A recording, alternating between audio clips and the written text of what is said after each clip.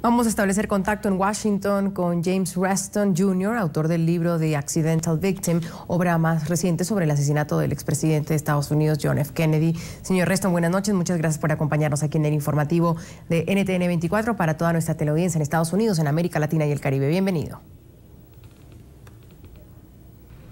Es un placer. Gracias. Las circunstancias que rodearon la muerte de John F. Kennedy son aún más confusas 50 años después de su asesinato. Usted plantea en su libro que el homicidio del presidente fue accidental y que el objetivo de Lee Harvey Oswald era realmente John Connally, el gobernador de Texas, que en ese momento acompañaba al mandatario en su automóvil en la parte de adelante. ¿En qué basa su hipótesis? Bueno, en los últimos 50 años ha habido mucha mitología que ha crecido alrededor del asesinato de John F. Kennedy, con muchas teorías de conspiración, y la mayoría, o todas, yo creo que son falsas. Y lo que yo he tratado de hacer con mi libro, La víctima accidental, es poner todo este tema dentro de la psicología del asesino. ¿Qué lo motivó para levantar un rifle el 22 de noviembre para disparar a una limusina presidencial? Y hay que poner la actitud de Lee Harvey Oswald hacia John F. Kennedy al lado de la actitud que tenía hacia John Connally. Ambos iban en la limusina que pasó justo frente a su ventana. En el caso de John F. Kennedy, su actitud era una de admiración. Él lo admiraba como presidente. Su esposa siguió el embarazo de Jackie porque también estaba embarazada en ese momento.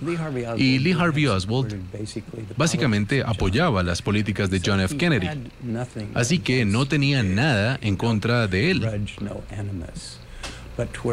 Pero cuando se trata de John Connally de Texas, tenía una obsesión y una rabia que viene del cambio en el despido de Lee Harvey Oswald de las fuerzas de los Marines. Él estuvo ahí durante 3 años y fue licenciado con honores, y después fue a Rusia. Pero 1 año y medio después decidió que este no era el sitio donde tenía que quedarse y tenía que regresar a casa, y ahí se dio cuenta de que su licenciamiento había sido cambiado de honorable a deshonorable. Así que le escribió una carta al secretario de la Fuerza Naval, que era John Connally en ese momento, y era una carta muy sentida, y le pidió a Connally que cambiara esta injusticia del cambio en su licenciamiento. 3 semanas después, Connally le envió una carta a él a Minsk, en Rusia, y era una carta típica de Washington. Él ya no era secretario de la Fuerza Naval y llegó a Oswald en Rusia, que decía John Connally para gobernador de Texas, y tenía una foto de él. Oswald sabía que con su educación de 9º grado y con un licenciamiento deshonorable, al regresar a los Estados Unidos iba a tener muchas dificultades para ganar dinero, hacerse una vida. Y de hecho eso ocurrió cuando él regresó. Por su poca educación y porque fue licenciado con deshonra, él se quedaba congelado cada vez que le tocaba en el tema. Así que todo el año y medio, desde que regresó de la Unión Soviética hasta el mes de noviembre, estuvo dominado por ese intento de tratar de cambiar ese licenciamiento que hacía que su vida fuera tan difícil. Y yo creo que toda esa fase, al principio de sus intentos, creó en él una rabia y una obsesión y un odio que realmente animó el acto de levantar el rifle aquella mañana. Señor Reston, el hecho de que Kennedy fuera entonces una víctima accidental trivializa su muerte. Es decir, me explico, al ser parte de un daño colateral, ¿deja entonces de ser un héroe que murió por su nación? Sí, creo que esta es una pregunta muy profunda, de hecho. Ha estado tan construido en la mente estadounidense de que hubo algún tipo de imperio del mal detrás de la muerte del presidente Kennedy, y eso hizo que su martirio pareciera más grandioso y heroico. Sí, como resulta, y yo creo que es así, que en realidad él fue un daño colateral, porque en realidad le estaban disparando a Connally al principio, y sencillamente las balas le dieron al presidente cuando en realidad se dirigían a Connally. ¿Eso hace que sea más trivial su martirio? Yo diría que al contrario lo hace más trágico, que si en realidad él fue una víctima accidental, como creo yo, no hace que sea más trivial su muerte, simplemente la hace más terrible. A pesar de su teoría, señor Reston, algunos autores sí están de acuerdo con la hipótesis de que el asesinato de Kennedy fue intencional, dirigido hacia él, en especial por el cambio que esta figura representaba en la política y por la gran aceptación que tenía en los estadounidenses. Usted, que ha investigado a fondo la vida de estas figuras políticas, ¿qué responde a esta versión? Bueno, ha habido muchas de estas teorías que están ahí afuera. Tal vez las personas de Latinoamérica se interesan más a aquella que dice que Cuba estuvo de alguna manera involucrada con el asesinato de John F. Kennedy, porque como después resultó ser, la CIA intentó asesinar a Fidel Castro en los años 60. Así que después del asesinato de John F. Kennedy era algún tipo de revancha. Pero no hay ninguna evidencia de que Lee Harvey Oswald era una herramienta o el agente de un gobierno extranjero o de alguna organización criminal como la mafia.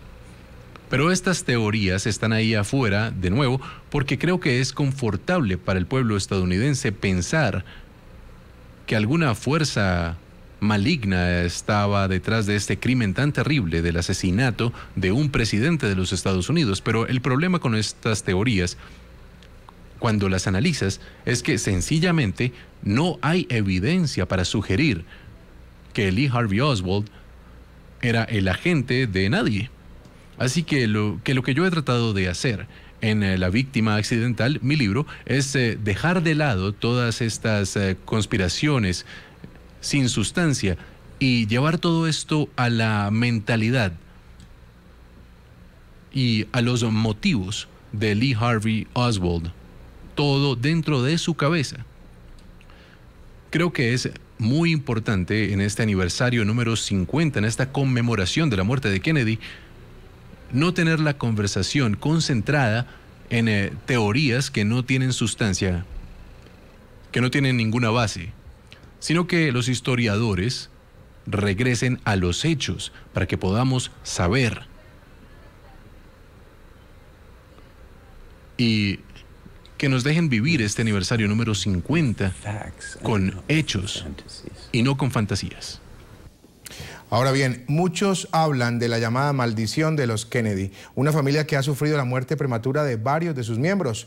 ¿Se trata realmente de una maldición o es quizás una desafortunada coincidencia? Bueno, toda la historia de la familia de Kennedy, como usted sugiere, es profundamente trágica.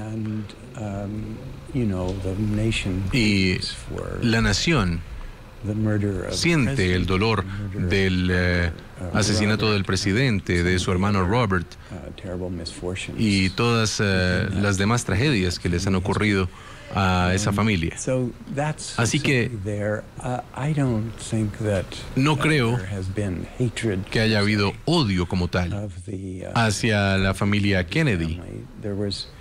Cuando él llegó a Dallas en noviembre del 63, sí, había un grupo de personas de la derecha que estaban muy en contra de los Kennedy, pero desde mi punto de vista no tuvo nada que ver con la atmósfera en Dallas en el 63, no tuvo nada que ver con el asesinato del presidente. Voy a agradecer a James Reston Jr., es autor del libro The Accidental Victim, obra más reciente sobre el asesinato del expresidente John F. Kennedy, que nos acompañó desde Washington, D.C. Un gusto haberlo tenido, señor Reston. Mil gracias. Ha sido un placer.